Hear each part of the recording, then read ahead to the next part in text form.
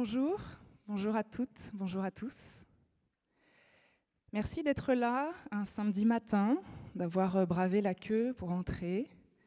Merci d'avoir choisi cette conférence sur ce thème passionnant vers une nouvelle conscience planétaire. Nous allons explorer ensemble ce sujet qui est clé pour la transition de la société. On va essayer de peu s'attarder sur les constats et les enjeux pour aller explorer ensemble des clés de compréhension et aussi des pistes de changement qui sont déjà à l'œuvre dans les territoires et les leviers de cette nouvelle conscience pour nous inspirer, pour nous donner un élan et un enthousiasme.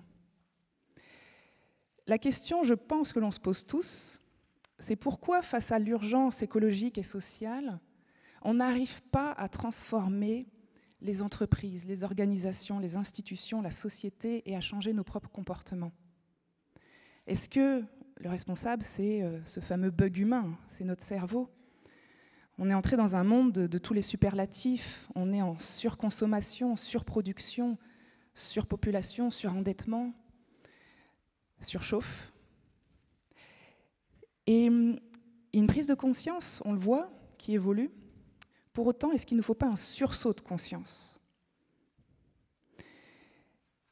Depuis près de 100 ans, l'homme a réussi la prouesse de générer l'anthropocène, d'avoir un tel impact, une telle empreinte sur la biosphère qu'il en a bouleversé et c'est devenu une ère géologique.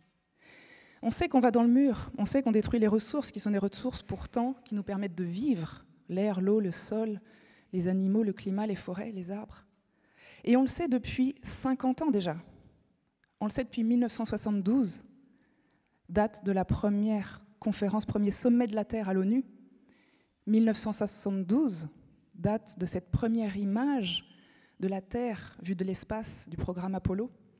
1972, date du Club de Rome et du rapport Meadows, qui déjà à l'époque, il y a 50 ans, s'intitulait « Les limites de la croissance dans un monde fini ». Alors aujourd'hui, l'humanité est-elle capable de faire une révolution des consciences, de faire ce changement collectif et de société de grande ampleur? Les initiatives finiront-elles par se traduire par des changements politiques, économiques et sociétaux? Pour explorer cela, je suis ravie d'inviter sur scène nos 5 intervenants passionnants et je vous demande de les applaudir. Merci beaucoup.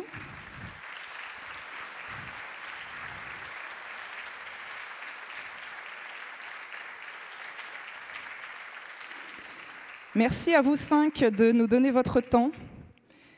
Je vais vous présenter nos 5 intervenants.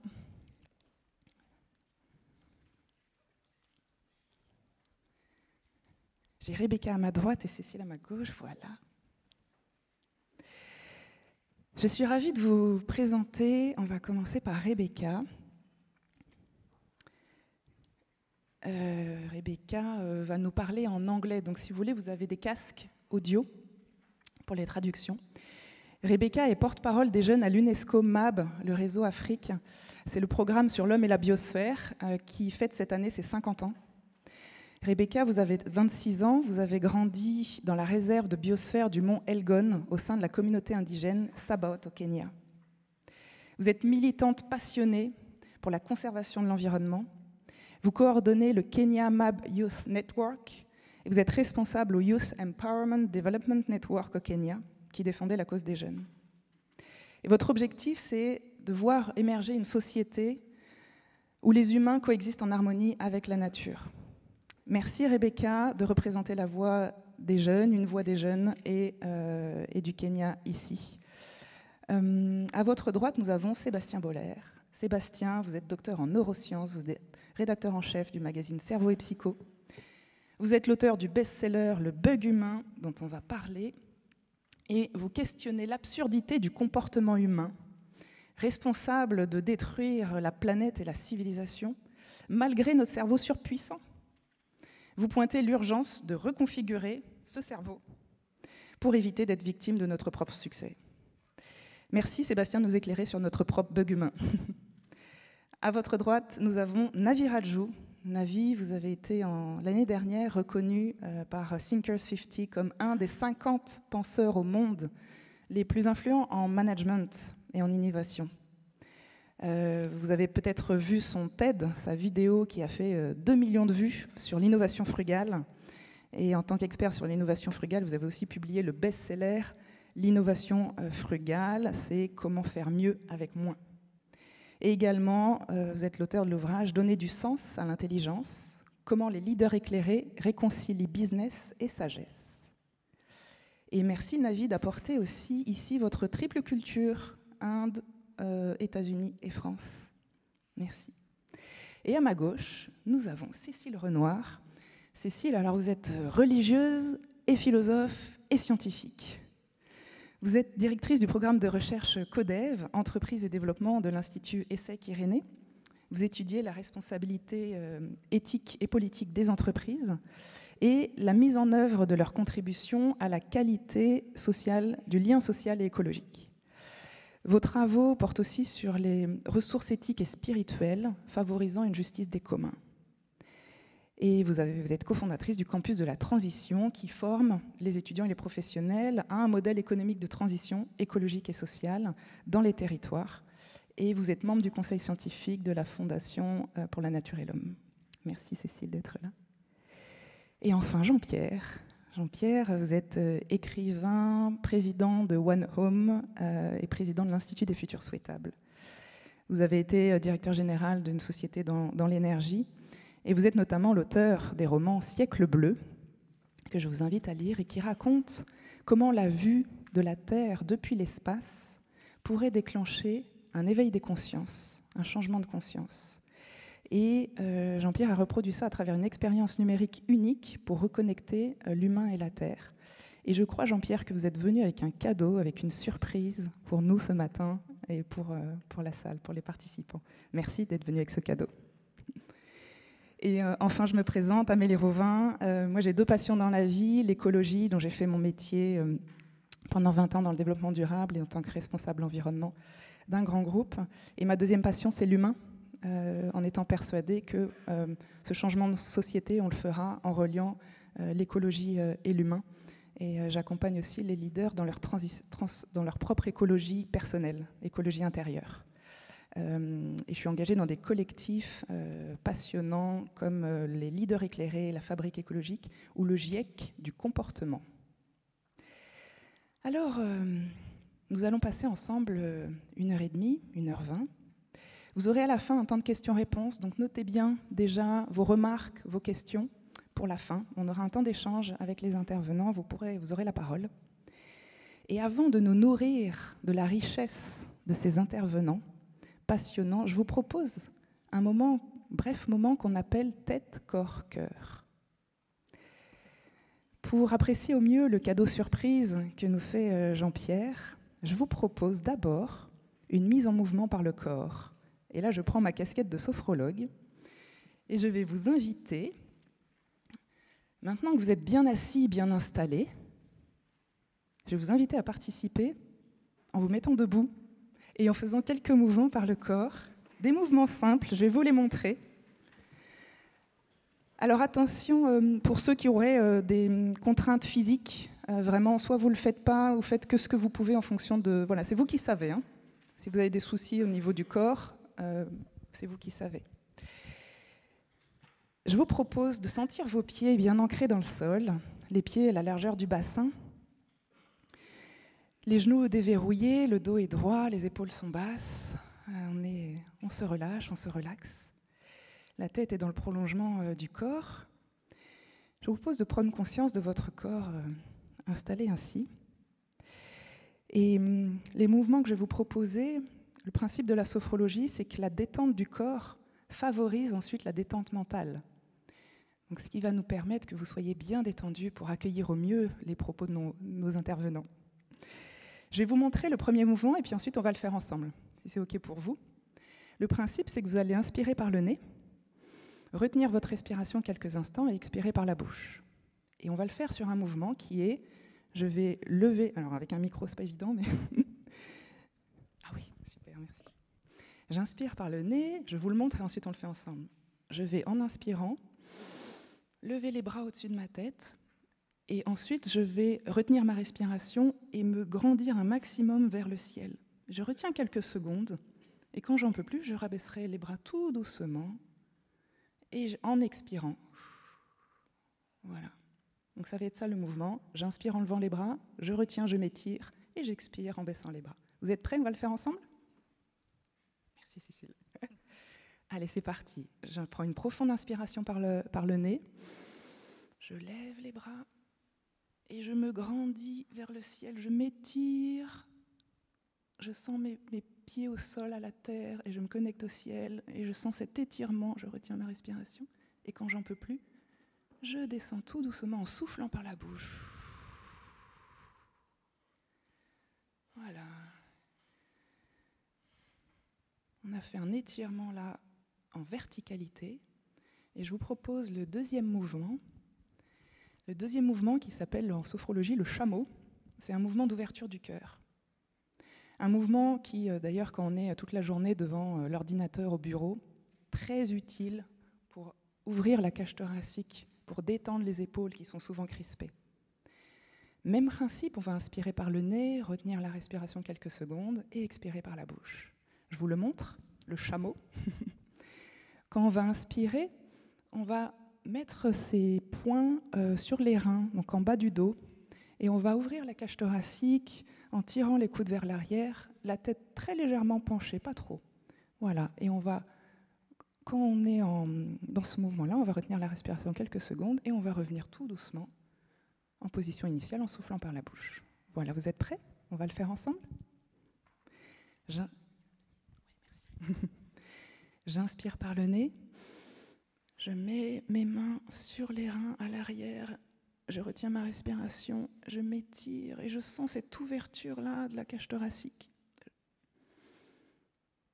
Et quand j'en peux plus, je souffle par la bouche et je reviens en position initiale.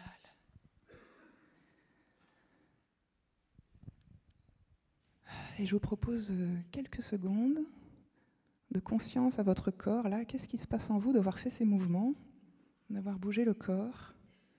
Est-ce que ça pétille à certains endroits? Comment vous sentez vos épaules, votre dos? Il peut y avoir des tensions qui apparaissent parce qu'on n'a peut-être pas l'habitude. Voilà. Et en restant dans cette qualité de présence à votre corps, je vous propose maintenant de vous asseoir pour accueillir au mieux la surprise que nous avons.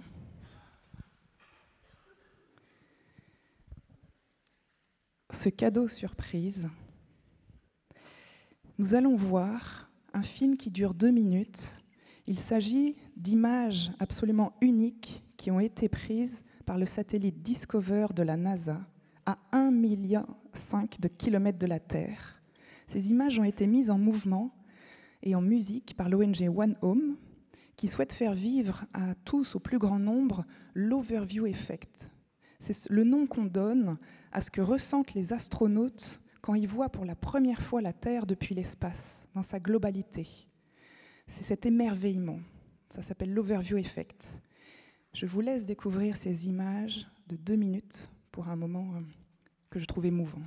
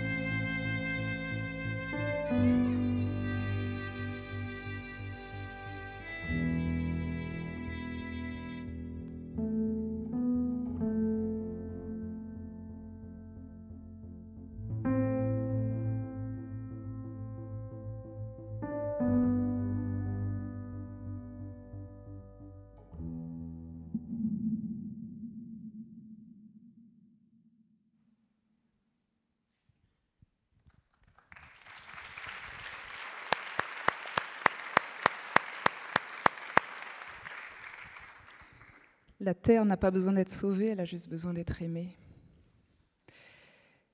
Voilà, c'est le cadeau qu'on souhaitait vous offrir ce matin. Un cadeau que l'on doit à Jean-Pierre Gou, qu'on a la chance d'avoir ce matin à ce panel. Et comme on est à l'Université de la Terre, on a souhaité aussi que la Terre soit présente avec nous, à travers sa photo, que la Terre nous accompagne pendant cette matinée, cette table ronde, notre planète, cette maison commune. Voilà. Alors Jean-Pierre, un immense merci de nous avoir offert ces quelques minutes, ce petit goût de ce que ressentent les astronautes quand ils voient cette planète. Jean-Pierre, en quoi cette expérience contribue à la conscience, à l'éveil des consciences? Merci à vous. Donc les images que vous avez vues, elles datent d'il y a quelques jours. Elles ont été prises par ce satellite qui est à 1,5 million de kilomètres de la Terre, donc à 4 fois la distance Terre-Lune.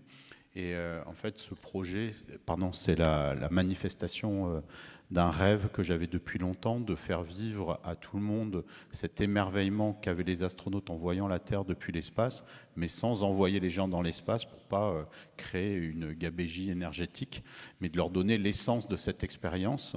Et pour ça, il fallait un satellite qui puisse filmer la Terre toujours éclairée. Et il n'y en a qu'un qui est au point de Lagrange, entre la Terre et le Soleil, et qui prend quelques photos par jour et qu'on a mis en musique et en images avec le reste de l'équipe. Et je voulais remercier aussi les gens du collectif One Home qui sont là, et Agoria qui a fait la musique de cette magnifique vidéo.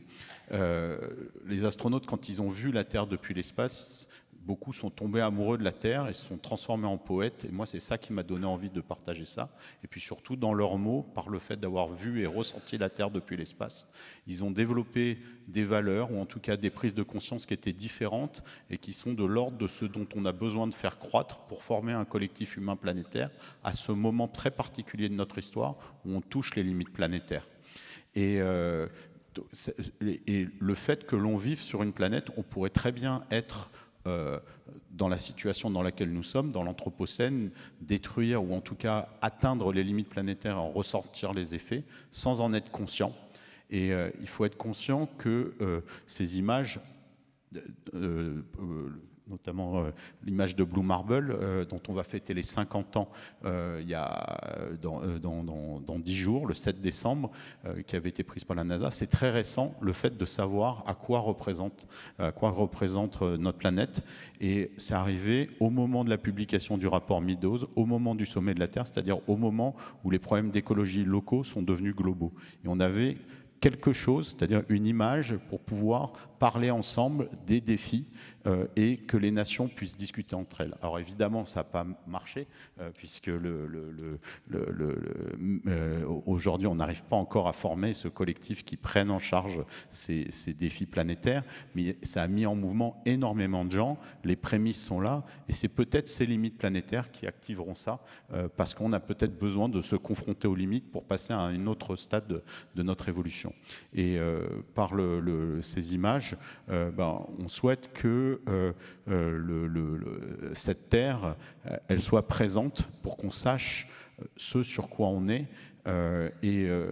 Pour l'humanité, c'est très récent de savoir ce sur quoi on se trouve. Il y a d'autres espèces qui n'ont aucune idée du fait qu'on vive sur une planète.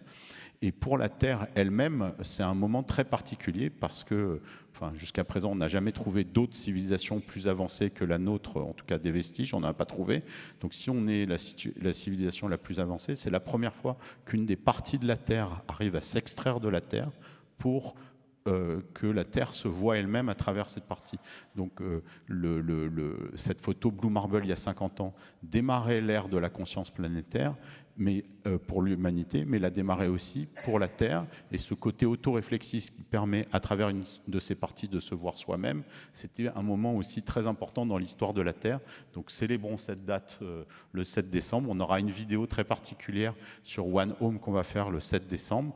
Et tout est gratuit. Et le but, c'est que les gens puissent montrer ces images dans des écoles, dans des entreprises, en famille, et d'admirer la Terre. C'est une petite chose simple, mais c'est très précieux d'habiter dans cet endroit. La prochaine étoile où il pourrait y avoir de la vie, elle est à 4 années-lumière ou peut-être plus. Donc dans ce petit coin d'univers, c'est le seul endroit où il y a de la vie, donc préservons-la. Et c'est pour nous rappeler cette chose simple et évidente. Et si elle était partagée, ça nous aiderait à aller vers plus d'harmonie. Merci.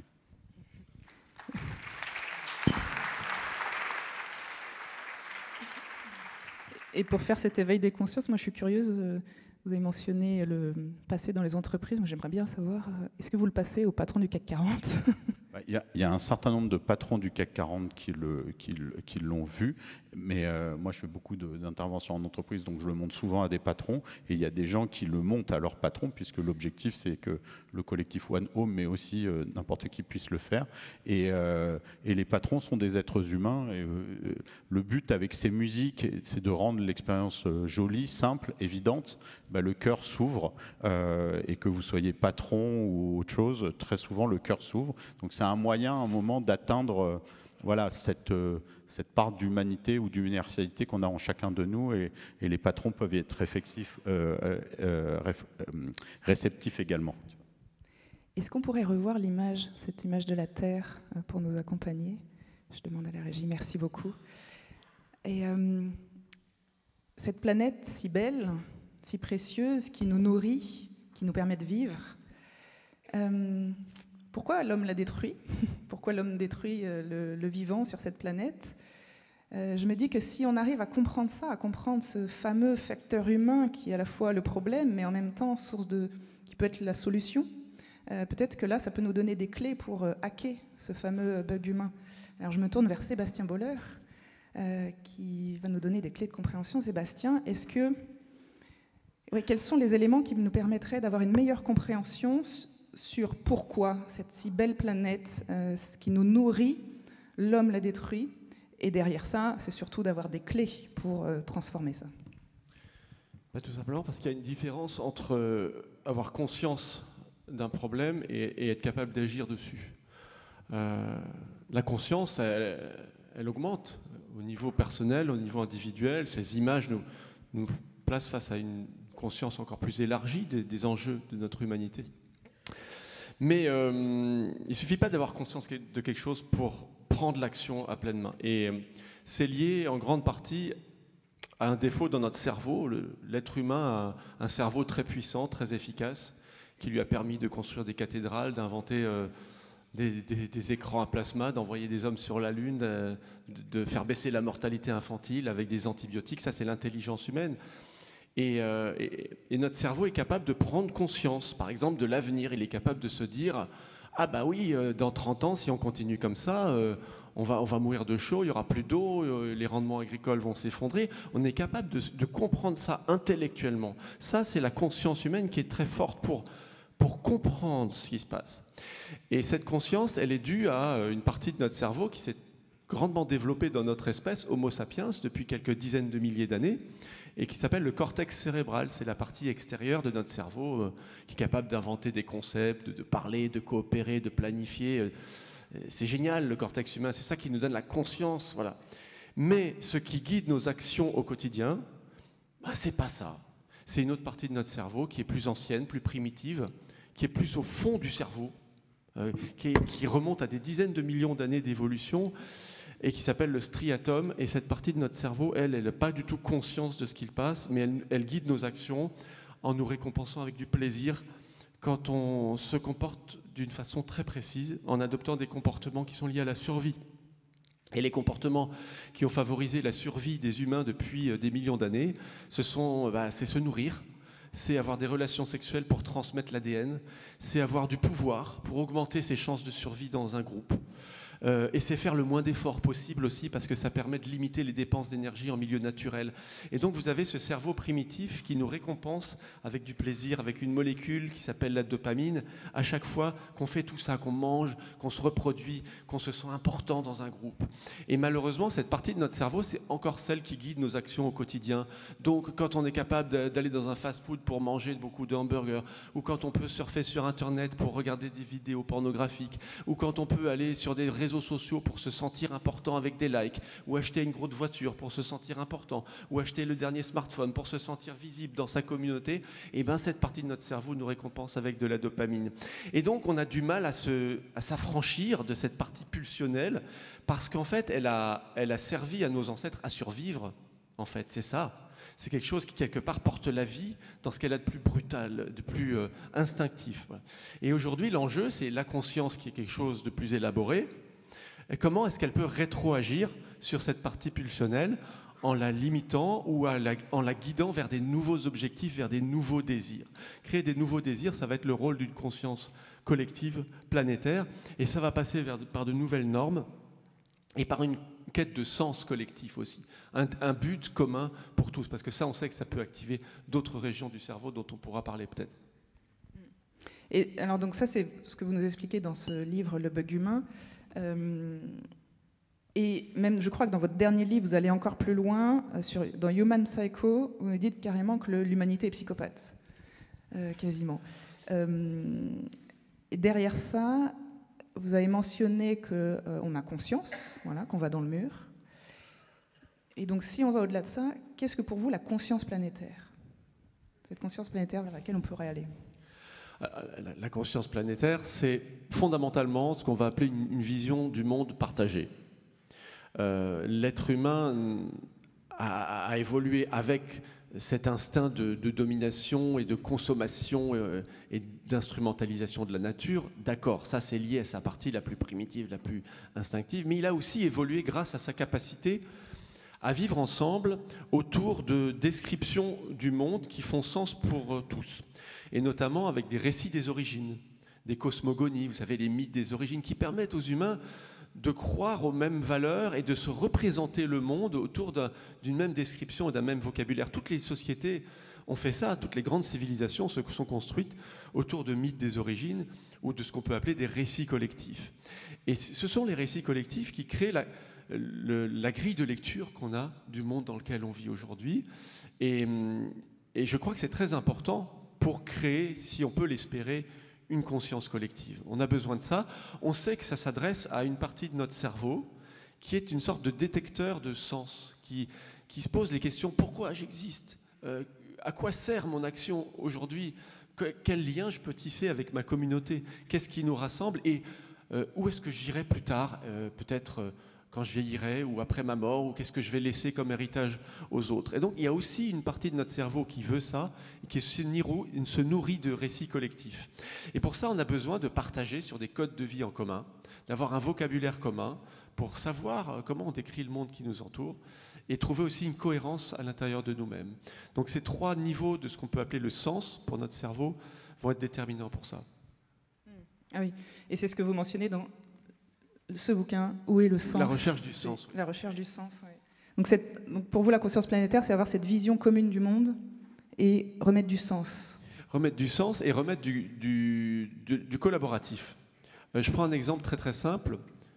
On est tous confrontés tous les jours au dilemme, par exemple, je voudrais baisser mon empreinte carbone, mais j'ai très envie d'avoir un nouveau smartphone parce que quand même, il y a des nouvelles applis vachement bien. Et puis, voilà.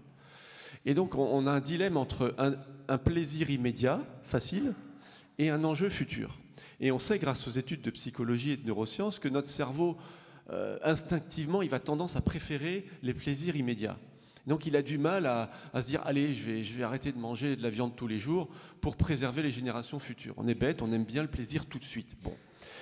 Et donc, il y a des tests qui permettent de mesurer ça. Et on le fait par exemple avec des enfants. Il y a une expérience qui s'appelle l'expérience du marshmallow. Je ne sais pas si vous la connaissez, on peut regarder des vidéos très drôles sur YouTube. On met un marshmallow, une friandise devant un enfant, et on lui dit soit tu manges le marshmallow tout de suite, soit tu attends 15 minutes et tu en auras 2. Et donc là, il y a la confrontation entre l'enjeu du futur et le plaisir immédiat. Et la plupart des enfants ont beaucoup de mal à résister. 80%, ils préfèrent prendre le plaisir tout de suite.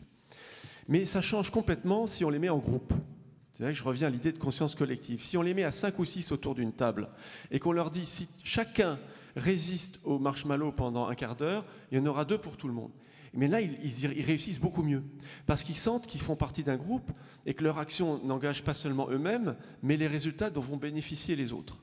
Donc ça, c'est un ressort très très puissant qui se manifeste dès l'enfance et qui, à mon avis, est un ingrédient fantastique pour franchir ce cap de conscience dont parlait Jean-Pierre Gou, qui est de se dire, face aux limites, il n'y a pas assez de marshmallow pour l'éternité, qu'est-ce qui permet de passer une conscience collective? C'est le fait peut-être de se mettre en groupe et de sentir qu'on a une responsabilité vis-à-vis des autres. En tout cas, il y a des études très probantes qui montrent que ça marche. Le collectif et l'entraide, l'autre loi de la jungle. Merci Sébastien. J'ai envie de passer la parole à Cécile Renoir, parce que vous êtes à la fois scientifique et philosophe et religieuse. Alors, j'imagine que pour vous, dans ce qui est la conscience planétaire, il y a peut-être aussi une autre dimension beaucoup plus large. Merci beaucoup et bonjour à toutes et tous. Ce qui me vient en entendant Sébastien, dont je partage largement la perspective, c'est ce que Aristote essayait d'articuler en parlant de la conscience, en reliant la dimension qu'il appelait la dimension singulière, la dimension particulière et la dimension universelle. Et c'était aussi en voyant cette bille bleue qui nous relie d'une certaine manière, et je pense qu'on est tous très émus de voir cette planète, et quand il y a des manifestations pour le climat, souvent il y a des panneaux avec « il n'y a pas de planète B », nous en partageons une seule, et en même temps ô combien diverses, et avec le risque de perdre justement la multiplicité des perspectives, des contextes, des traditions. Et donc il me semble que l'enjeu d'une conscience planétaire, c'est vraiment l'articulation entre ce que nous dit notre propre conscience individuelle, au plus intime, cette invitation et cette aspiration à donner du sens avec d'autres, et que ça, nous le faisons les uns et les autres à partir d'un enracinement dans des lieux, dans des milieux vivants, avec des expériences particulières. Et là, je pense que dans cette table ronde, on représente aussi plusieurs cultures différentes, avec toute la richesse que ça offre. Et donc, comment, là-dedans, nourrir les conditions d'une fraternité universelle, voilà, et d'une fraternité avec tout le vivant. Donc pour moi, c'est ça, cette conscience-là, et du coup qui nous invite finalement à relier en permanence alors, ce qu'on pourrait appeler les enjeux de justice sociale et de justice écologique, ce que quelqu'un comme Kate Raworth a traduit avec l'image du donut.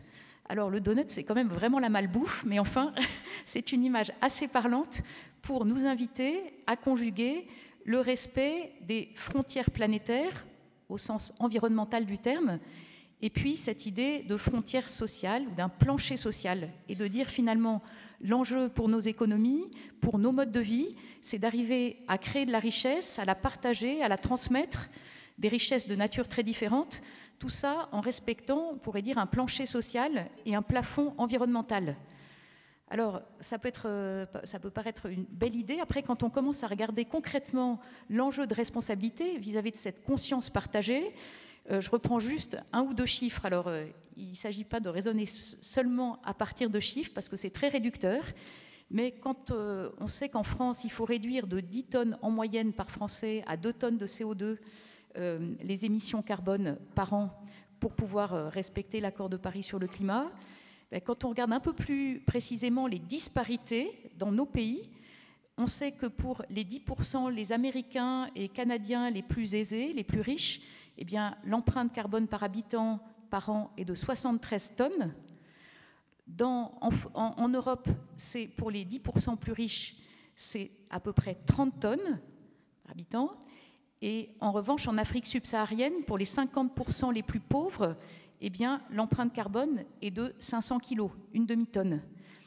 Voilà, juste, je crois que ça dit quelque chose, que cette conscience planétaire, elle passe aussi par le fait de nous mettre nous-mêmes et collectivement dans la question pour nous dire comment soigner cette fraternité universelle à l'égard des générations futures, à l'égard de ceux qui sont déjà victimes d'une double ou d'une triple peine aujourd'hui et qui vont être encore plus vulnérables aux conséquences du réchauffement.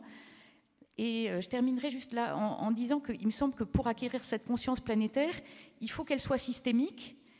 Ça suppose aussi d'être conscient qu'on a des portes d'entrée complémentaires vis-à-vis de ces enjeux de transition. Alors, je crois que j'y reviendrai après, mais dans le manuel de la grande transition, qui est un ouvrage collectif qu'on a écrit avec 70 enseignants-chercheurs, on a essayé de réfléchir à partir de 6 portes. Il y en a une qui est la question du diagnostic.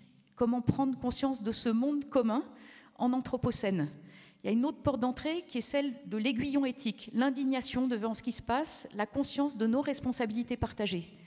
Il y a une troisième porte qui est celle qui s'intéresse aux normes, au changement des règles du jeu, aux instruments de gouvernance.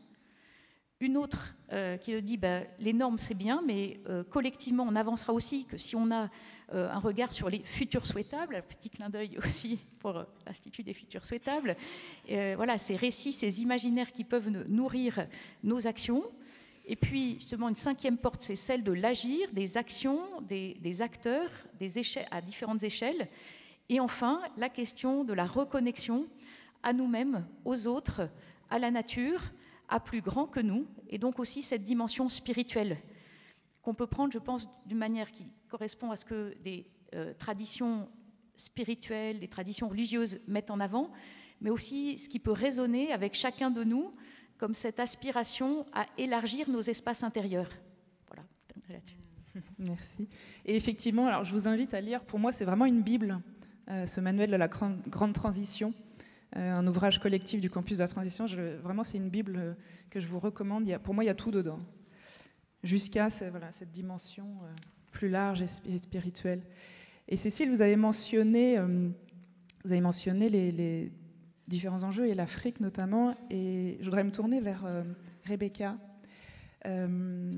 Parce que Rebecca, dans votre engagement de militante pour l'environnement, mais vous avez aussi d'autres engagements que vous défendez avec passion pour la paix, pour la défense des droits des femmes, une sensibilisation aussi sur les questions de santé mentale. Donc je voudrais vous poser la question, est-ce que pour vous, cette conscience planétaire, c'est aussi une conscience, on parle beaucoup de la Terre, mais qui n'est pas que sur l'écologie, même si c'est plus large, mais qui touche aussi à tous les autres sujets, et peut-être parce que tout est lié.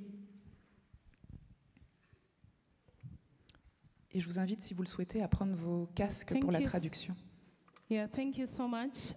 My name is Rebecca, and I really feel honored to be part of this conversation because I come from a country that is currently witnessing one of the worst recorded climate change impacts for the last 40 years. Out of 47 counties in my country, 27 counties are currently in dire need of food and water. That is the first-hand information regarding the climate change impacts in Kenya. And to me, being in such a panel is not just a subject of discussion, but rather a call for action. Because the people who are really contributing the least of these emissions are bearing the brunt and are really affected by the climate change repercussions. That includes the local communities, indigenous people, women and young people, my age youth and children. But it is upon us to ensure that we are transitioning in an intergenerational equity whereby the younger generations and even those ones who are yet to be born stay to enjoy the benefits that we are currently enjoying. Because if we do not take urgent action right now, that means we are going to have the Museum of the Extinct, so that maybe our kids can go to the museum to see animals such as the elephants, and maybe to go and see some of the rare indigenous trees. So this is really a platform to call for action. And when we speak about planetary conscious, I think it starts from our own selves. What is planetary consciousness? What are we doing to save this planet? Coming from a country, or rather from a region that is really affected by climate change, I choose not to look at myself as a victim, but rather as a person who can offer solution. And that is why, through my little initiatives, I'm pushing for movements that are centered in conserving and rehabilitating the planet. So maybe just my call will be that we start thinking from our own deepest understanding and trying to figure out, is it the profits or is it the people? We have to put the people before the profit, and that means we have to really regulate on our production and consumption habits so that we advocate for an inclusive kind of society where we build our multilateral cooperation through ensuring that everyone has the privilege to enjoy and feel part and parcel of a clean and healthy kind of an environment. And I've also taken part in discussions such as Stockholm Plus 50 and the UNESCO Man in Biosphere program at 50 years. And this has been a reflection of 50 years of nothing being done, 50 years of the same kind of conversation. But right now, I think it is a time that we have to figure out what are we going to do that is different from what the people have been doing 50 years ago. And this is a call to young people, the youths my age, that 50 years from now, we are going to be accountable. And for a planetary conscious society, we have to nurture young people to appreciate the planet and take the lead in this conversation. Yeah, thank you so much.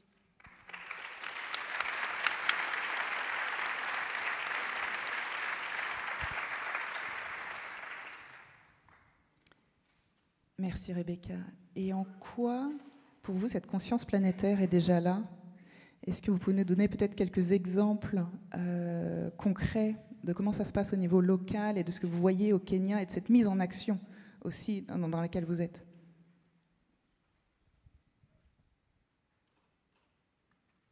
Yeah, thank you so much. Currently, we are really taking the conversation of adaptation and mitigation seriously, because the regions that have really been affected by climate change, the government is figuring out how can they mitigate this kind of crisis. And that is why a month ago, the government rolled out a program to ensure feeding in these 27 counties, because the rivers have dried up, women are walking long distance in search for water, and children are dying. And the government is now figuring out what can they do to save the situation. But the question is, how did we get here in the first place? But we chose not to look back and question and really feel bad about this situation, but figure out ways in which we can mitigate this kind of crisis. Personally, I am born and raised in a biosphere reserve, one of the UNESCO designated biosphere reserves, which is Mount Elgon Biosphere Reserve in Kenya. And the ecosystem within that place has really been depleted. So have started on a campaign dubbed Bring Back Mount Elgon Ecosystem to Life.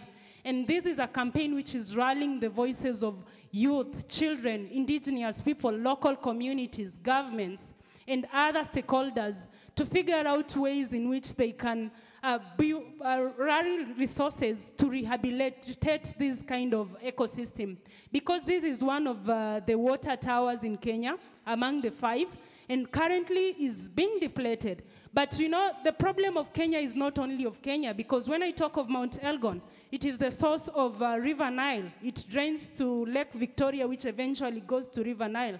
That means that if Mount Elgon ecosystem does not exist, millions of people in this world are going to be affected, because that is the source, and it really needs to be rehabilitated. Also, the government has started on a campaign to ensure that we plant 10 billion trees, and this program is being initiated by involving youths, whereby youths are being involved through a program dubbed as Kazi Mtaani. Kazi Mtaani is a Swahili word to mean jobs locally.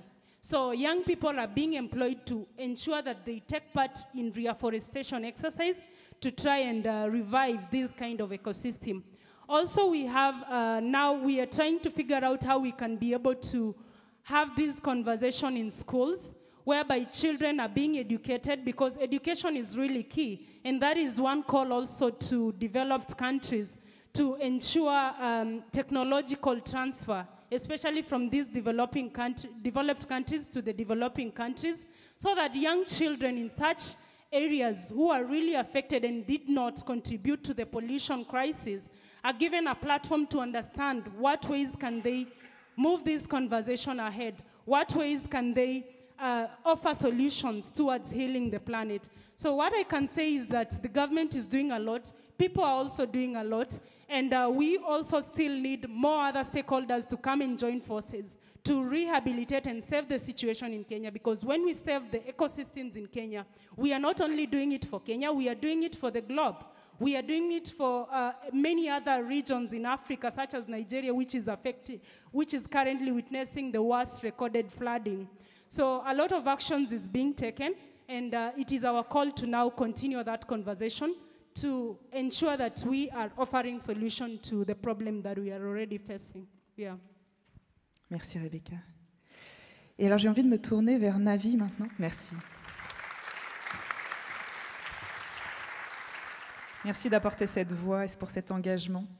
Et Navi aussi, avec votre triple culture entre la France, l'Inde et les États-Unis, j'ai envie de vous demander qu'est-ce que pour vous cette conscience planétaire, et j'ai surtout hâte de lire votre prochain ouvrage qui s'intitule, qui est sur le thème de la société consciente. Merci. Alors, la bonne nouvelle, c'est que l'humanité a commencé à développer une conscience planétaire. La mauvaise nouvelle, c'est que cette conscience planétaire n'est que partielle, pas encore aboutie. Ce qu'on a vraiment besoin, c'est une conscience planétaire intégrale, pour emprunter une expression du grand philosophe indien Sri Aurobindo. D'ailleurs, vous pouvez découvrir sa statue ici à l'UNESCO. Alors, une conscience intégrale permettrait de reconnaître et de valoriser 3 aspects de l'humanité. Et je crois que Cécile en avait parlé quand elle a mentionné Aristote. Ces 3 aspects sont l'unité, la diversité et la singularité. La bonne nouvelle, c'est qu'on est conscient de l'unité. Parce qu'en lisant les médias, on comprend que finalement, le changement climatique affecte tout le monde. Ça, c'est bien, c'est un bon départ. Par contre, on n'est pas très conscient de la diversité. Alors, diversité en termes d'impact. Par exemple, dans les Alpes, on s'inquiète de la fonte des glaciers, mais dans le sud, on s'inquiète de la sécheresse. Diversité aussi en termes d'aspiration et de responsabilité. Je suis indien, français, américain. Un Indien moyen consomme aujourd'hui 1200 kWh par an d'électricité. Un Français, 2200 kWh. Et un Américain, 12 000 kWh. Donc, quand vous dites un Indien pratique la sobriété, pour eux, ça va être une perte de dignité. Pour un Français pratique la sobriété, c'est peut-être une petite nuisance, mais ça ne va pas être un choc civilisationnel. Mais par contre, pour un Américain, arrêter de conduire son SUV, ce sera effectivement un choc culturel. Donc il faut vraiment avoir de l'empathie pour qu'est-ce que ça veut dire pour différentes cultures de faire moins. Parce que finalement, c'est ça la sobriété. Donc ça, c'est autour de la diversité. Mais on est encore moins conscient de la singularité. Le fait qu'il y a des talents et des ressources uniques dont on dispose chaque individu, entreprise et territoire, et des ressources qu'on peut mobiliser pour créer une solution locale au changement climatique. Donc une conscience intégrale nous permettrait de reconnaître simultanément notre unité, le fait que la crise climatique afflige 8 milliards maintenant d'habitants sur Terre, mais aussi notre unicité, le fait que chacun de ces 8 milliards d'habitants possède déjà en lui ou elle des ressources uniques pour développer une solution locale au changement climatique. Une conscience intégrale aiderait aussi à équilibrer nos 7 chakras, les 7 centres d'énergie vitale situés dans notre corps subtil qui gouvernent notre perception, nos émotions et nos actions. Malheureusement, aujourd'hui, on a 2 chakras qui sont suractifs. Et c'est ça, en fait, je vais parler dans mon prochain livre, La société consciente, c'est comment, en fait, on part du constat qu'on a 2 chakras qui sont suractifs et qu'il faut maintenant équilibrer tous les chakras. Alors, c'est quoi ces 2 chakras qui sont suractifs ? C'est les deux extrêmes, en fait. C'est le premier chakra qui contrôle notre instinct de survie et, depuis quelques années, le 7e chakra qui nous donne un sentiment d'unité avec les autres. Le résultat, c'est qu'on est tous conscients d'être dans le même bateau climatique, mais le bateau coule et personne ne fait rien parce qu'on est tous tétanisés par la peur. Pour que notre conscience planétaire devienne vraiment agissante, il faut activer et mobiliser les énergies positives de notre 2e chakra, le siège de nos désirs, le 3e chakra qui est la volonté, le 4e chakra qui est l'empathie, le 5e chakra qui est la créativité et le 6e chakra qui est l'intuition. Quand tous nos chakras sont actifs et équilibrés, alors nous aurons une conscience planétaire intégrale et agissante qui pourrait faire évoluer l'espèce humaine et régénérer la Terre. Voilà. Donc, c'est comme ça que je vois la conscience planétaire.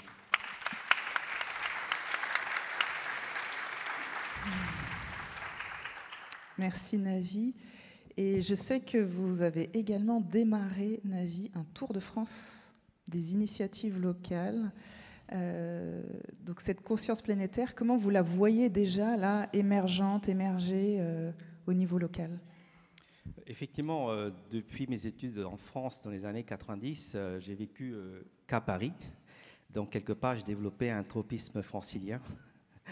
Et donc, il y a 8 mois, j'ai décidé en fait de décentrer un peu mon regard parisien du monde et de la France et d'aller justement sillonner toute la France pour aller à la rencontre des entrepreneurs locaux, mais aussi mieux comprendre en fait les initiatives locales en matière de transition. Alors, ce que j'ai noté en fait, c'est que dans les territoires, on ne parle pas de transition écologique, mais de transition systémique. Une preuve concrète que vous connaissez assez bien, c'est la ville de Loos-en-Gohelle en Pas-de-Calais, en Hauts-de-France, avec un maire très dynamique, Jean-François Caron, qui a mené depuis 20 ans ce qu'il appelle une transition systémique qui consiste à intégrer la transition écologique avec la transition sociale et économique, mais aussi démocratique. En particulier, il a engagé les citoyens dans en fait, la construction d'une nouvelle société, parce que c'était une ville minière, totalement polluée, avec un taux de chômage presque 20%, énorme problème de santé. Mais avec l'engagement citoyen, avec la démocratie participative, ils ont pu effectivement devenir la ville de référence, selon l'ADEME, en termes de développement durable. Donc le territoire, la première chose que j'ai notée, c'est que finalement, on ne parle pas de transition écologique de façon séparée aux autres dimensions de transition, mais de transition systémique. Et de plus, il y a un leadership éclairé qui est capable d'avoir l'humilité d'aller à l'encontre des citoyens et de co-créer des solutions avec les citoyens. Deuxième chose, c'est la diversité. Et là, je suis très fier, un peu même chauvin de dire que je suis français, parce que ça m'a permis de comprendre l'énorme diversité qui existe en France, dans les territoires, et l'optimisme qui existe dans les territoires. Et en même temps, ça m'a aussi agacé de voir le fait que la presse nationale ne parle pas suffisamment des incroyables initiatives locales. Un exemple concret, très choquant, il faut savoir que l'hydrogène vert, qui est considéré être potentiellement un vecteur d'énergie propre, est développé dans les territoires portés par des initiatives régionales. Une étude montre que la presse régionale a davantage mis en valeur ces initiatives régionales en matière d'hydrogène 2 fois plus que la presse nationale. Et donc, c'est ça qui m'a un peu frustré, c'est que finalement, quand on vient à Paris, on dirait que tout va mal. Et dès que je rentre à Lyon, tout va bien. Et voilà, enfin, je caricature, quoi. Voilà, donc, effectivement, c'était ça que j'ai noté. C'est qu'à Paris, on parle de la transition, mais dans le territoire, on l'a fait. Voilà.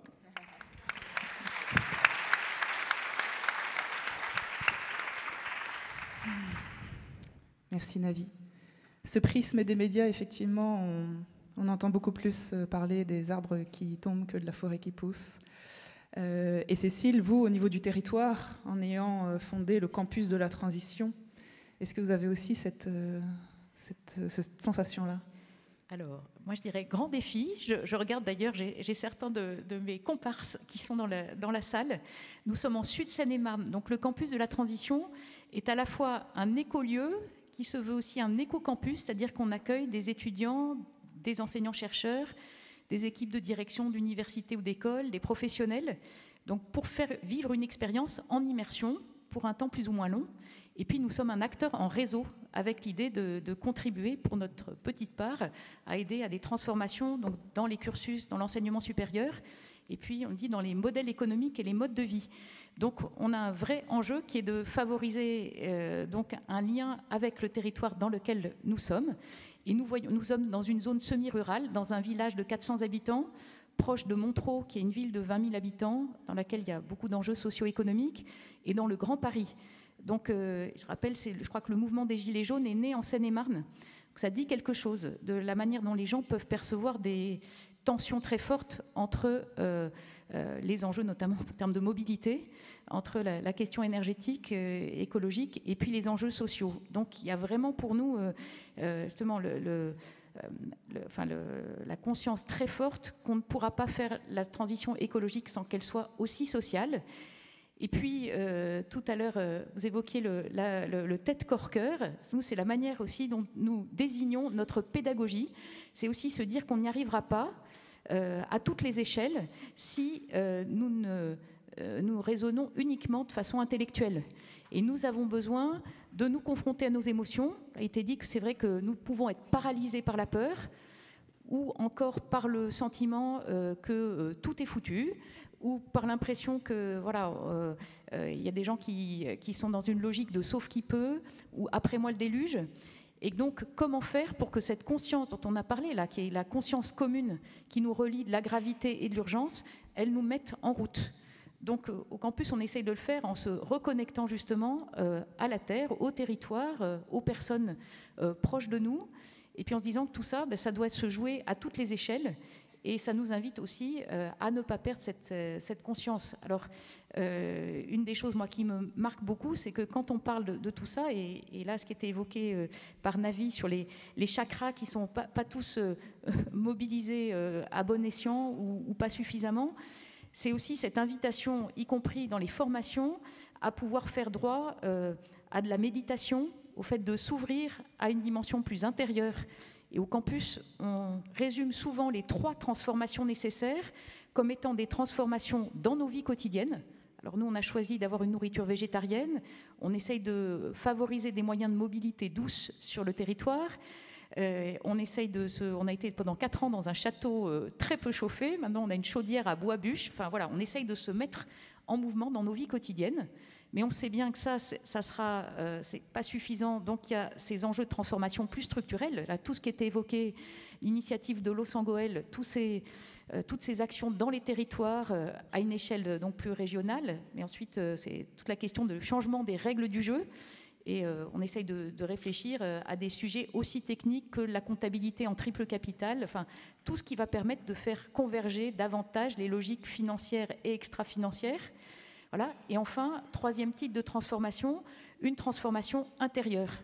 Et du coup, c'est se dire que qui que nous soyons, nous avons besoin de nommer ce que nous vivons. Et nous ne sommes pas toujours en France, je pense, pas très doués pour essayer de se rendre conscient de nos émotions, les nommer et en faire quelque chose.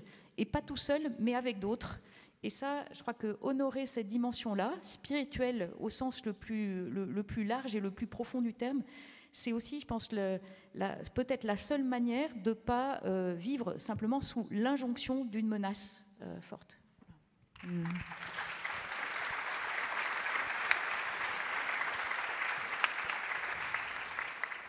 Merci Cécile. Et peut-être derrière ça, je voudrais demander à notre scientifique, Sébastien Boller, qui, je crois, vous avez aussi comme clé la pleine conscience. Et peut-être, est-ce que c'est là un élément qui pourrait nous permettre de dépasser cette éco-anxiété qu'on sent en tout cas très prégnant en France maintenant, des sentiments de peur, de colère, de jugement face aux générations précédentes des boomers, ou de déprime, de paralysie. Face à ce sentiment d'éco-anxiété, est-ce que ce serait ça une voie, cette pleine conscience et la méditation et la voie intérieure dont parlait Cécile ? La pleine conscience, dans pleine conscience, il y a conscience. Et moi, je suis persuadé que la conscience planétaire, c'est d'abord aussi la conscience de chaque individu vis-à-vis de ses propres besoins et de tracer la limite entre ce dont il a besoin et ce qui est superflu. Et si on faisait ça, tout serait réglé, parce qu'on n'a pas besoin de tant de choses que ça. Et la pleine conscience aide justement à faire ça. On peut s'en rendre compte, par exemple, dans notre comportement alimentaire. On mange trop, l'obésité est une épidémie dans tous les pays industrialisés, et l'agriculture industrielle est responsable de 1/4 des émissions de gaz à effet de serre. C'est une absurdité, on n'a pas besoin de ça. Alors, le cerveau humain a cette capacité de changer la donne à ce niveau-là. C'est-à-dire, en développant ses capacités de conscience, et effectivement, il y a des techniques pour ça. La méditation de pleine conscience, dans sa version bouddhiste ou dans sa version laïque, est un exercice du cerveau sur lui-même pour se rendre compte de ce qu'il ressent, et notamment, par exemple, quand on mange, dès lors qu'on met la conscience en route, on peut manger moins en ayant plus de plaisir. Et en fait, on a besoin juste de se sentir bien, on n'a pas besoin de se gaver. Et non, mais le pouvoir de l'esprit et de la conscience est complètement sous-exploité dans nos sociétés. On utilise notre cerveau pour être efficace, pour exploiter la nature, pour construire des machines, pour se doter de plein de gadgets complètement inutiles. Mais notre cerveau, sa plus noble fonction, c'est peut-être pas l'intelligence, c'est peut-être plutôt la conscience. Et donc déjà, il y a ça, la pleine conscience pour savoir où sont nos limites. Moi, quand j'écris Le Bug humain, je me suis rendu compte d'un truc incroyable, c'est que les désirs humains sont illimités. La machine dans notre cerveau qui nous donne la dopamine, là, dès qu'il a atteint une certaine dose, il veut toujours plus. Parce que ça a été un avantage pour survivre quand il n'y avait pas grand-chose autour de nous, quand les ressources n'étaient pas infinies. Mais aujourd'hui, ça se retourne contre nous. Et le rôle de la conscience, c'est peut-être justement de faire de placer une limite à nos désirs. Parce que non seulement quand les désirs courent toujours après une dose supérieure, il n'y a plus de bonheur possible. Ça, c'est très bien montré. La course en avant du désir, ça condamne la possibilité du bonheur. Et moi, je me suis rendu compte qu'en fait, la personne qui avait dit ça déjà il y a plus de 1000 ans, c'était Saint Augustin. Il avait écrit que le vrai bonheur, c'était de continuer à désirer ce qu'on a déjà. Alors qu'on est incapable de faire ça. On désire toujours ce qu'on n'a pas.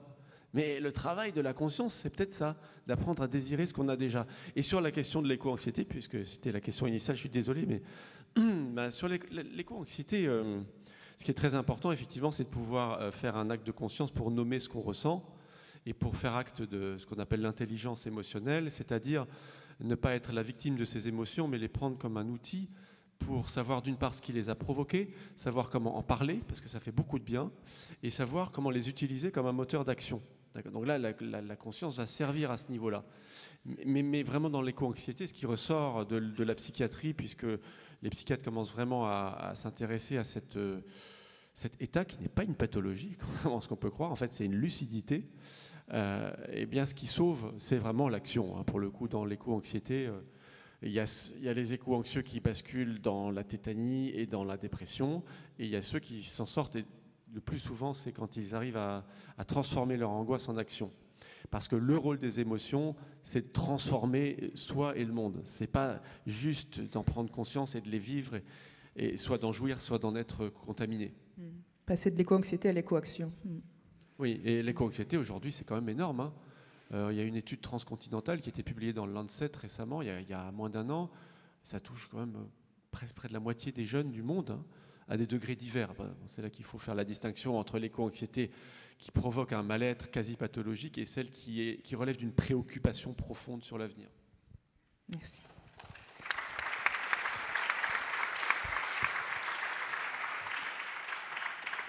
Et j'ai le sentiment que, aussi pour dépasser cette éco-anxiété et passer à l'éco-action, une autre clé nous est donnée par Jean-Pierre notamment dans ses romans Siècle bleu, à travers l'importance du cœur. Oui, le cœur, toutes les spiritualités et toutes les grandes sagesses en parlent, et de la force de l'amour. Aujourd'hui, quand on parle de ça, on passe toujours un peu pour un bisounours. Et moi, ça fait des années que je travaille sur un nouveau roman qui sortira l'année prochaine, où je me suis intéressé à cette question et de savoir si on pouvait faire une révolution par le cœur, quoi. Et en fait, pour moi, le roman, c'est un simulateur. Donc, pour pouvoir voir si c'est possible, je ne peux pas faire d'expérience grandeur nature. Donc, je le fais dans un roman et je vois si ça a l'air vraisemblable. Et effectivement, en fait, le cœur a un pouvoir qui est infini parce que cet amour, on peut le donner et il en reste toujours encore, quoi. Et il en reste toujours. Donc, c'est une source qui est infinie. Teilhard de Chardin disait que le jour où on aura compris la puissance de l'amour, on redécouvrira le feu pour la deuxième fois.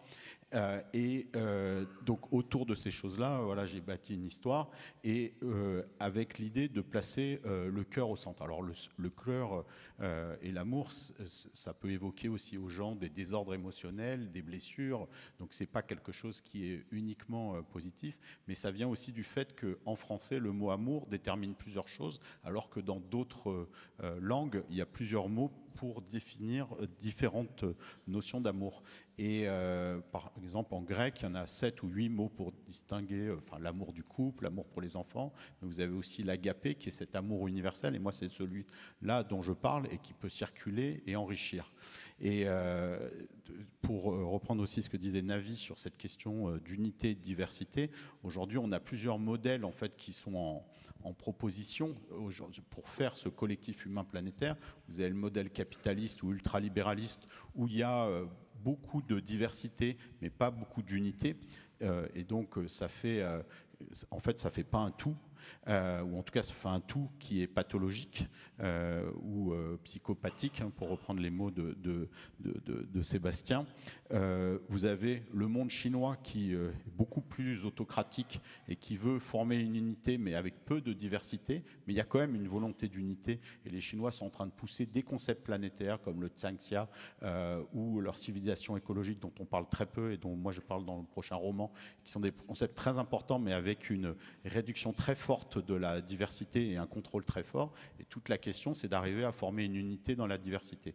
Et donc, ça nous amène à avoir une autre réflexion sur le collectif humain et qu'est-ce qui pourrait fonder ce collectif humain. Et après avoir fait des recherches, moi je me suis basé sur 4 piliers en fait dans le roman pour faire un collectif humain qui soit basé sur l'amour, mais sur l'unité et la diversité. La première chose, c'est l'émerveillement. Parce que, en fait, on prend, quand on se réveille, la première chose qui vous vient, si vous allumez votre téléphone portable, vous avez tous les problèmes qui vous arrivent, tous les problèmes du monde ou les problèmes de votre famille, les problèmes de votre boulot. Mais déjà, rien que de s'émerveiller d'être vivant, d'avoir 30 000 milliards de cellules qui vous constituent et que toutes les choses qui sont autour de vous sont presque de l'ordre du magique, on ne s'éduque pas à ça et on limite le monde à un certain nombre de problèmes, alors qu'en fait, on vit une expérience absolument extraordinaire. Et les astronautes ou des naturalistes, ils sont émerveillés. Et je crois que si on développait chez les enfants et chez les adultes cette capacité d'émerveillement, ça serait très fort. La deuxième, c'est la vulnérabilité, d'être reconnaissant qu'on est tous vulnérables et qu'aujourd'hui, voilà, le fait de vouloir paraître fort, c'est un des gros problèmes en fait de la civilisation. Et pour aller vers une civilisation qui soit plus douce et de reconnaître ça, il y a beaucoup de gens qui excitent ces vulnérabilités pour développer une civilisation de la consommation et actionner ce striatum. Puis après, il y a le regard, qui est quelque chose de très important. Moi, je suis très inspiré par Saint-Exupéry, et d'ailleurs, c'est le cœur en fait de la pensée du prochain roman. Et le dernier, c'est la notion de lien, c'est-à-dire qu'en fait, nous sommes dans une communauté de liens. On a l'illusion qu'on est un individu séparé. En fait, l'air qu'on respire, l'eau que l'on boit, les sols qui nous nourrissent, mais aussi tous les rapports qu'on a avec les êtres humains. On a l'impression qu'on s'est fait nous-mêmes, on ne s'est pas fait nous-mêmes. On a été fait par les rapports avec les autres. En Afrique du Sud, ils ont ce magnifique concept d'Ubuntu, je suis parce que nous sommes. Voilà. Donc en fait, tout ça pour dire que le point commun de tout ça, c'est le cœur, et d'arriver à faire travailler le cœur, le corps et le cerveau. Effectivement, ça me semble être quelque chose d'indispensable dans ce moment-là pour former ce collectif humain planétaire. Merci Jean-Pierre.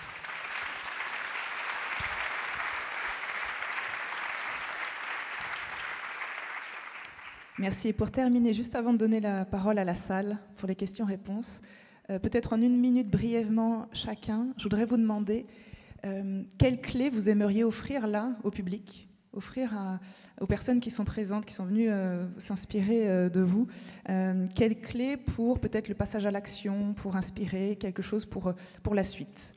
Je vais commencer par vous, Rebecca. Thank you, and I would like to appreciate the audience for joining us for this long discussion. And maybe just to say that my key message to the audience is that we can be part of the solution, and we can also be part of the problem.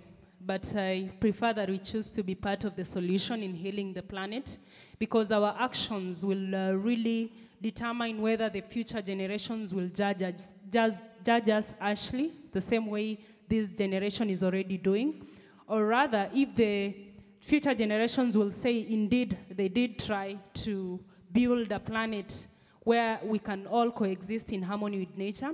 And also my other key takeaway to the people in the room is that the issues of climate change and biodiversity loss not only affects one individual, it affects us as one huge global community, and that it is upon us to ensure that we hold each other accountable, we hold each other's hand as we try to push for the agenda of saving the planet. Also, we have other biodiversity such as the wildlife that cannot speak for themselves. So maybe just to say that we are here to speak for them.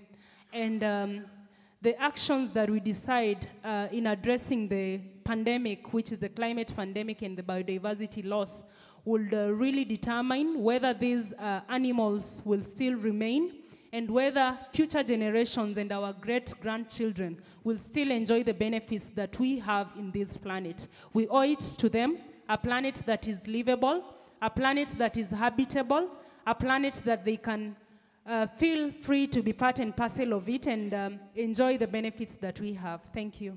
Merci Rebecca.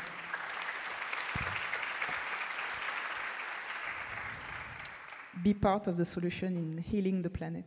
Merci Sébastien. Une clé pour le public présent ici? La clé, c'est de comprendre. On le sait que la cause de la catastrophe, c'est l'origine humaine hein, du réchauffement climatique et de tout ce qui s'ensuit. Et que donc c'est l'humain qui est en question, effectivement, on l'a dit. Et moi, j'inviterais tout le monde, en fait, à remettre en question le monde dans lequel on vit, nos habitudes, avoir un regard neuf, à savoir qu'en fait, il y a deux forces qui nous poussent vers notre ruine. C'est d'une part une force qui est liée au fonctionnement en fait, de notre système nerveux, quelque chose de très ancien qu'on porte en nous et dont on n'a pas conscience, et donc c'est d'autant plus dangereux qu'on n'en a pas conscience. Il y a une force comme ça qui nous pousse à prendre, à nous étendre, à jouir sans réfléchir au futur. Et puis il y a une autre force qui est le monde qu'on a créé, qui est un monde qui est héritier de la révolution industrielle, un monde très efficace, un monde avec des machines, un monde avec des énergies faciles, et que ce monde, il a été construit pour satisfaire ses instincts. Voilà. Et que donc on est pris entre ces deux forces-là. Il faut apprendre à résister à nos impulsions, et aussi à résister à ce système qui s'est mis en place, qui a eu des bénéfices pour nous, mais qui aujourd'hui nous emmène vers la catastrophe. Donc c'est à chacun de savoir comment tout ça fonctionne, de s'éveiller, de s'instruire et de dire est-ce que je veux ça? Est-ce que je veux être l'esclave de mon striatum et est-ce que je veux être l'esclave des pubs et de la pression sociale et des normes individualistes pour se dire là-dedans où est-ce que j'existe moi et où est-ce que je peux trouver un moyen d'en parler avec les autres, voir si eux ils pensent pas pareil. Voilà. Merci Sébastien. Nous questionner sur nos propres habitudes et résister à nos pulsions et au système. Merci. Navi, quelles clés souhaiteriez-vous donner au public pour passer à cette conscience agissante? Deux choses. La première chose, c'est peut-être, en anglais on appelle ça reframing, c'est-à-dire changer votre perspective du changement climatique qui est positionné aujourd'hui comme un problème. Et l'Américain en moi, toujours optimiste, en fait, c'est de dire finalement, est-ce qu'on ne peut pas transmuer comme l'alchimiste ce problème en opportunité? C'est-à-dire que, par exemple, ce qui est fascinant, c'est qu'en Europe, particulièrement en France, on parle beaucoup de décarboner, comme s'il fallait se débarrasser du carbone comme un problème. Je viens de rentrer aux États-Unis, c'est hyper fascinant. Là-bas, le mot carbonation veut dire en fait comment je capte du carbone de l'atmosphère pour en faire un nouveau produit. Donc, à partir de 2023, mon engagement, c'est que je vais positionner le changement climatique comme une opportunité et non pas comme un problème. Une opportunité pour créer une meilleure civilisation éclairée qui peut régénérer simultanément les individus, les territoires et la planète. Deuxième clé, c'est plutôt un conseil. Si vous êtes comme moi parisien, quittez Paris, allez vivre dans les territoires pendant quelques années, vous allez mieux dormir.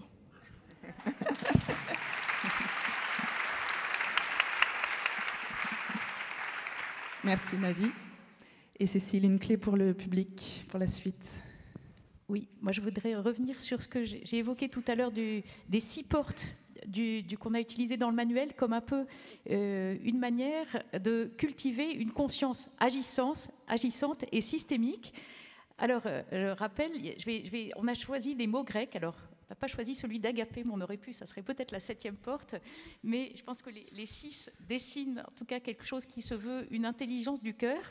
La première, c'est oikos, c'est la maison commune, le soin de la maison commune, le diagnostic. La deuxième, c'est ethos, l'aiguillon éthique, critique, transformatif, qui nous mobilise ensemble pour plus de justice. La troisième, c'est nomos, ce sont les règles du jeu, les instruments de mesure, d'évaluation, les outils de gouvernance. La quatrième, c'est logos, les récits, les mots, les imaginaires, les rationalités à l'œuvre. La cinquième, c'est praxis, l'action, les échelles de l'action, les acteurs, et la question de la violence, ou de la, voilà, comment aborder cette dynamique citoyenne. Et la sixième, c'est dynamis, c'est comment se reconnecter à soi, aux autres, à la nature, à plus grand que soi. Et du coup, je vous propose de vous lever pour qu'on joigne le geste à la parole. Je vais faire un double petit exercice. Voilà. Je vais gestuer chacune des portes en la nommant et je vous propose de faire la même chose après moi. Peut-être que... Alors, oikos, c'est le globe. Donc, vous pouvez répéter après moi. Donc, oikos, ethos, l'idée de la balance. Ethos. Nomos. Nomos. Logos. Logos. Praxis. Praxis. Et dynamis, on part du cœur, on va vers la terre, Dynamis. vers les autres et l'émerveillement, et vers plus grand que nous. Donc, dynamis. Dynamis. Alors, je vous propose de le refaire une fois tous ensemble. Alors, oikos. Oikos. Ethos. Ethos. Nomos. Nomos. Logos. Logos. Praxis. Praxis. Dynamis. Dynamis. Voilà, alors tout le monde vous rasseoir.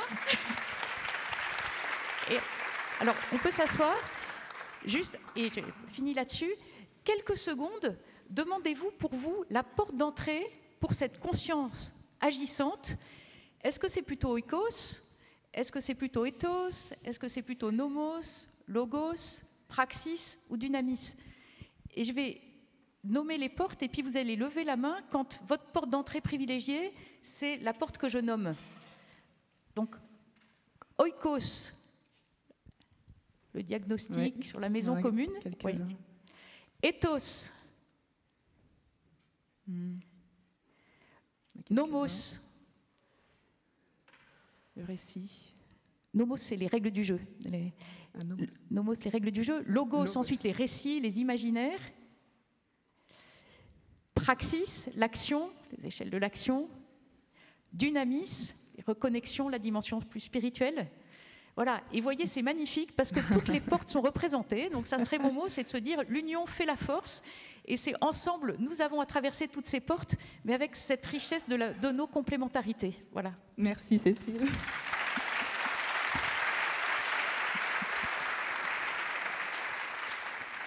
Et Jean-Pierre, vous avez le mot de la fin. Alors si j'avais une clé à partager, c'est rêver. À deux niveaux, individuellement et collectivement. Enfin, individuellement, un individu qui a plus de rêve, c'est un individu qui se fane. Et en fait, le rêve, c'est la plus grande force agissante qu'on peut mettre en œuvre pour transformer le monde. Tous les objets qui sont dans cette salle, ils sont issus d'un rêve d'une personne, d'une entreprise, mais aussi ils ont hérité des rêves d'autres personnes qui ont fait que le concept de bouteille, le concept de casque ou de table a été inventé. Et donc, pour trouver la force de réinventer tout ce monde qui est, comme l'a dit Sébastien, qui a été conçu pour répondre à des désirs qui aujourd'hui peuvent nous tuer, il y a tout à réinventer, donc se recapaciter à la capacité de rêver et de réaliser ses rêves. Et puis après, il y a la question du rêve collectif. C'est quoi le rêve de l'humanité ? Le rêve de l'humanité, quand on voit tout le chemin qu'on a traversé, qu'on est héritier de tout ce que ces bactéries, ces autres espèces ont fait, et on est des enfants de la Terre, on est en capacité de faire quelque chose d'extraordinaire. C'est quoi le grand rêve de l'humanité ? C'est certainement pas, si on se dit qu'il y a tout ça qui s'est passé, de créer un gigantesque supermarché planétaire à la Amazon. On peut faire quelque chose d'incroyable. Et c'est quoi notre fonction vis-à-vis de la Terre ? C'est quoi ce rêve de l'humanité vis-à-vis de cette planète qui nous a enfantés ? Et Et il y a des choses extraordinaires. Et si on pouvait avoir un grand débat sur ce rêve de l'humanité, de former une humanité rêvée, ben ça pourrait faire ce récit partagé et que chacun pourrait bâtir après à son échelle. Mais une espèce qui ne rêve plus, c'est une espèce qui peut mourir. Donc reconnectons-nous à notre capacité de rêver. Rêver. Merci.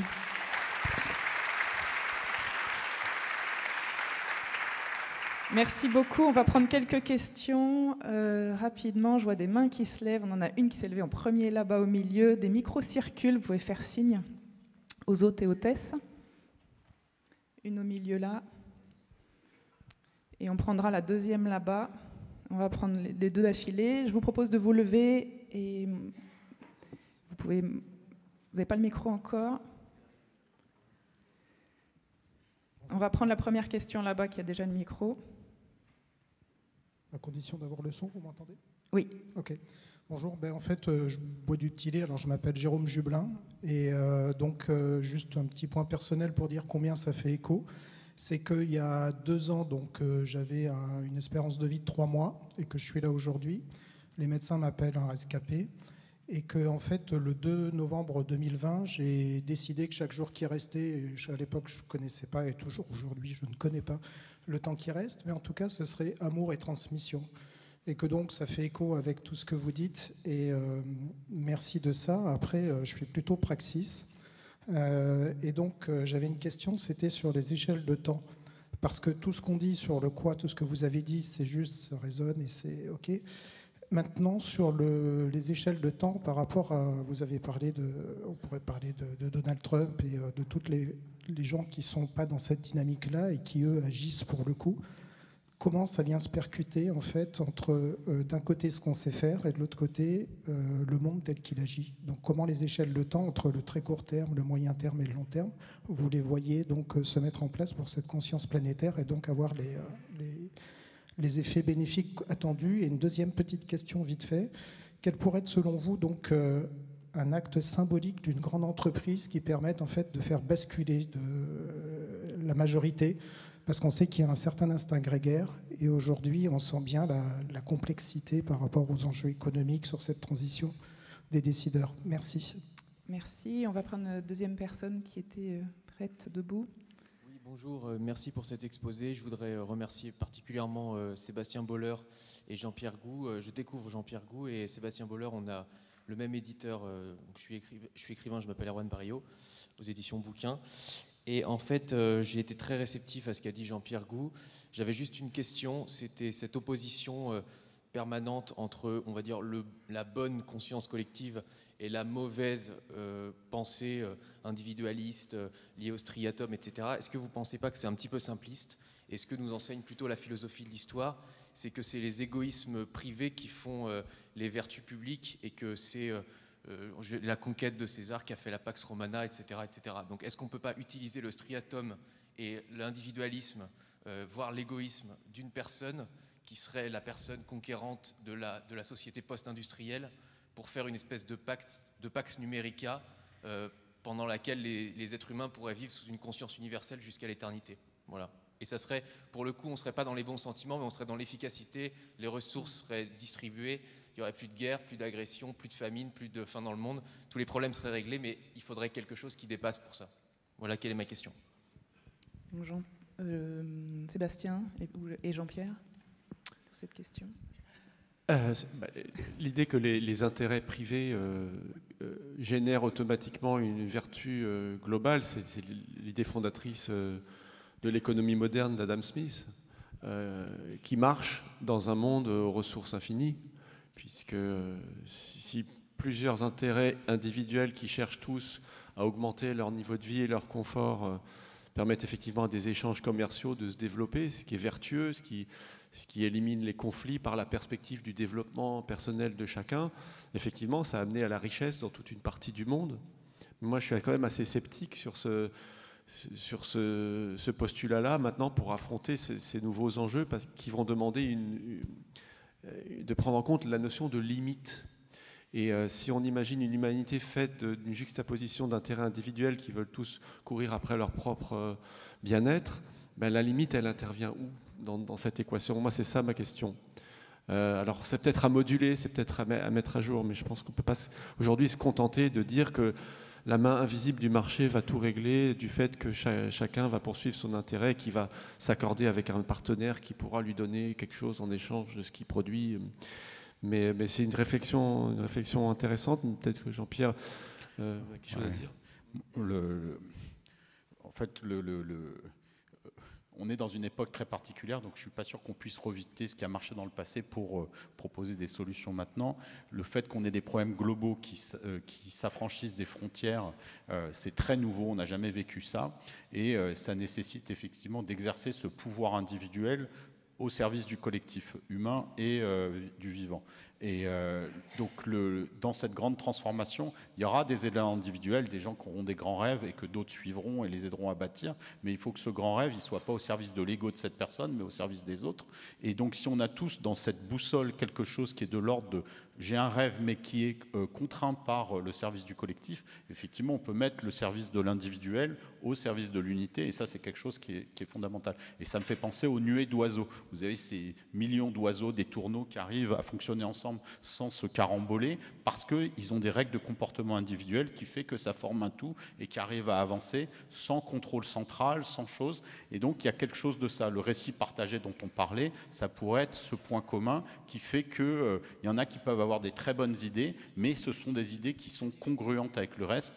Donc, ce ne sera pas n'importe quelle idée, pas n'importe quelle façon, mais évidemment, on a besoin des individus et des folies, du contradictoire, parce que c'est cette richesse, cette diversité qui formera ce monde de demain. Mais je ne crois pas à la Pax Romana ou à l'idée de l'homme providentiel. Ça, je pense que ça nous a menés dans le mur et c'est plus ça dont on a besoin, c'est vraiment l'individu au service du collectif. Merci. Et sur la première double question, sur l'acte symbolique, merci. Sur l'acte symbolique que peuvent prendre les entreprises. Oui, et ça serait peut-être une manière de contester l'idée qui était celle de Mandeville, que les vices privés ou les égoïsmes privés vont faire les vertus publiques, ce qui a abondamment nourri la théorie du ruissellement jusqu'à aujourd'hui, et dont on voit les effets pour mettre à sac la planète et ne pas se préoccuper des plus faibles. Et Mandeville était d'un cynisme extrême. Voilà, donc, alors, de ce point de vue-là, je trouve qu'une des mesures symboliques, et pas que symboliques, qui serait extrêmement signifiante que pourraient prendre les entreprises, mais enfin elles en sont très loin, c'est de réduire les écarts de salaire. Pour avoir beaucoup travaillé avec des cadres dirigeants en leur demandant quels étaient selon eux les plus grands blocages vis-à-vis des transformations systémiques des entreprises, la plupart me disent les principaux blocages ne sont ni technologiques ni financiers, ils sont d'abord éthiques, politiques et spirituels. Et je rappelle le calcul qu'avait fait Emmanuel Faber il y a 10 ans à propos du groupe Danone, quand elle était à l'époque, je pense qu'il était DG adjoint, et il avait calculé que si on enlevait 30% de la rémunération du centile le mieux payé du groupe, on pourrait multiplier par 2 le salaire des 20% les moins bien payés. Voilà, c'est juste pour donner une idée de ce genre de choses, et on serait encore très très loin de ce qu'il faut. Voilà. Donc un appel au PDG. Et sur la première question, sur la notion temps long, temps court, qui voudrait réagir ? Comment on gère cette complexité du temps long et temps court ?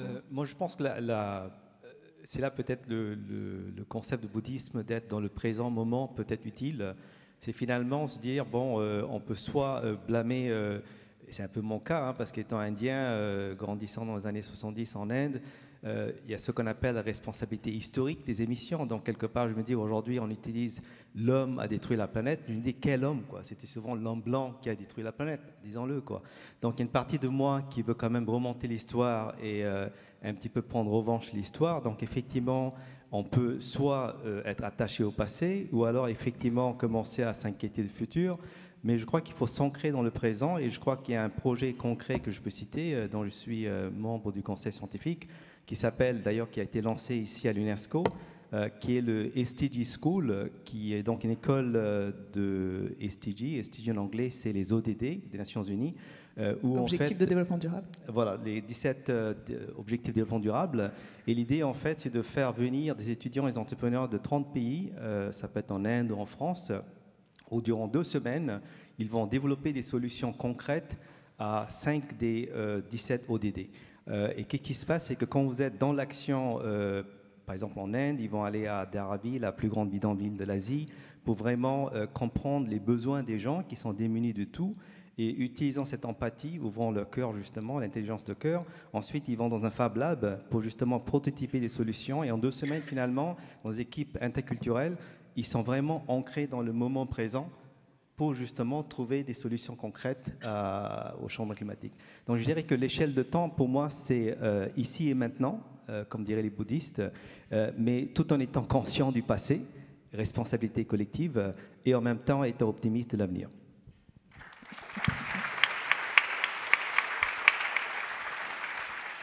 Merci beaucoup, je suis navrée, mais on me dit qu'on ne peut pas prolonger plus longtemps. Donc on a un temps, si vous voulez, après, pour pouvoir échanger avec nos intervenants à la fin de... Mais on doit libérer la salle. Pour conclure, merci. On a pu voir que cette compréhension approfondie du facteur humain peut nous aider à débugger, à hacker ce cerveau, que la nouvelle conscience est déjà là dans les territoires. On a vu ces exemples. Que ça passe par le cœur, par cette reconnexion au vivant, au lien. On a vu aussi quels pourraient être les fournisseurs de dopamine, mais qui sont zéro CO2. Et où est-ce qu'on veut mettre notre énergie? Est-ce qu'on décide de mettre notre énergie, de regarder là où ça ne va pas, ou de regarder plutôt ce qui nous inspire, ce qui nous met en mouvement, de s'autoriser à rêver pour créer cet imaginaire collectif, pour passer à l'action? Et je vous laisse avec une question pour vous, puisqu'on a parlé de la conscience. Je vous laisse avec cette question. Comment vous vous sentez là maintenant, après cette heure et demie de propos? Qu'est-ce qui résonne pour vous? On a entendu que ça faisait écho là-bas. Qu'est-ce que ça vous inspire? Quelles émotions vous avez là, maintenant, en cet instant présent auquel on a été rappelé? Voilà, comment vous vous sentez maintenant? Et je voudrais dire un grand merci à nos 5 intervenants passionnants et intervenantes. Merci beaucoup.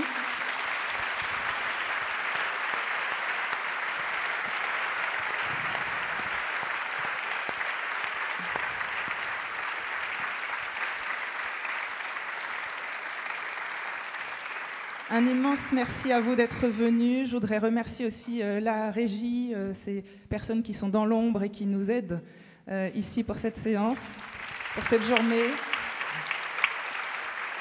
Merci à l'UNESCO qui nous a prêté ce lieu et qui peut accueillir 10 000 personnes. Et merci aux organisateurs de l'Université de la Terre qui ont rendu ce moment présent. Merci à vous tous. Prenez soin de vous, prenez soin des autres et prenez soin de la planète. Merci.